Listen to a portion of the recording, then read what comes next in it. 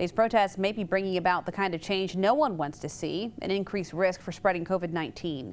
Fox 47's Nicole Buckman has that story. As Michigan sees more than 57,000 COVID-19 cases, numbers continue to rise, and so do crowds. All in protest against police brutality after the death of George Floyd. George Floyd! Where social distancing can be limiting. You don't know that crowd or what their health is. Officials say protests can put both participants and authorities in risk of infection. I saw, mixed use of masks. I saw a lot, but I saw certainly a number of people without.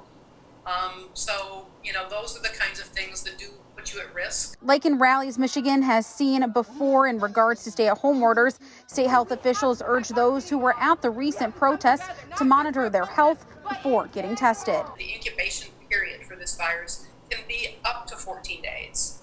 Typically it's more around 5. So I would definitely wait for more like 7 to 10 days before I even thought about getting tested as a direct result of that event. However, if you do start showing symptoms before, Vail says you should get tested immediately. Yes. Then we would encourage testing before that. While Sparrow says they're preparing for an increase in both COVID and antibody testing amid protests. How much we can't really say.